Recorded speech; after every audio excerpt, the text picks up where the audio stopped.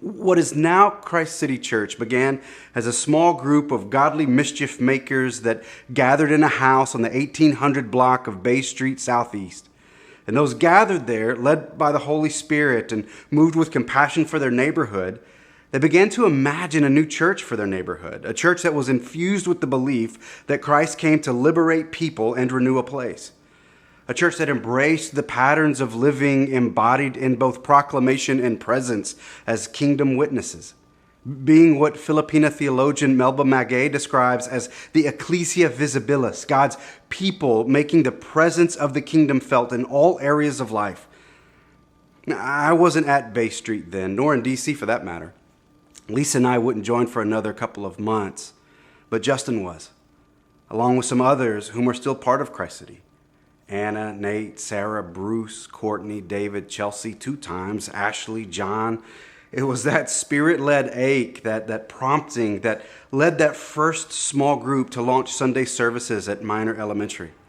And it began as many things do, with a bang and a stumble and a story, mistakes, and a whole lot of awkward.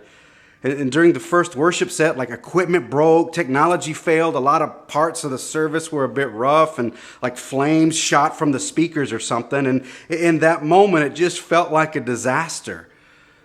But it also felt like a birth. Because it was. Both. And that's okay. In those earliest moments, we are reminded of the echoes of Zechariah's prophetic vision in Zechariah 4:10, where he says, "Do not despise these small beginnings, for the Lord rejoices to see the work begin." When I reflect back on these earliest days, some of which I wasn't even a part of, there's one thing that I'm always struck by, and it's the powerful ways that the Holy Spirit uses a handful of people gathered in a living room. Now, though we often imagine Christ City as a gathering at Minor Elementary School, the truest geography of Christ City Church is the 100-plus living rooms, dining rooms, backyards, and Zoom rooms that have been the addresses of Christ City small group gatherings. And these formal and informal, small groups of people committed to Jesus, committed to their neighborhoods, and longing to see God's kingdom come on their block and in their city as it is in heaven.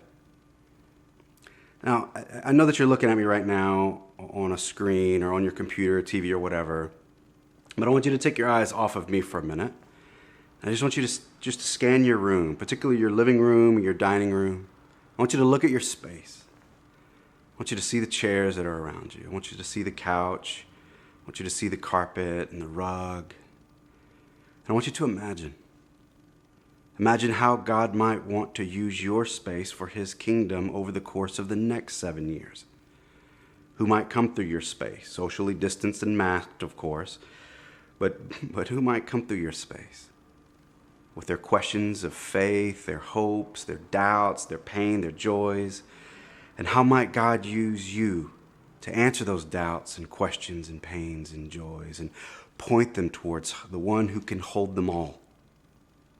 You see, the truest geography of Christ City has always been the living rooms that the saints of Christ City Church call home and the city blocks that the saints of Christ City are called to chaplain.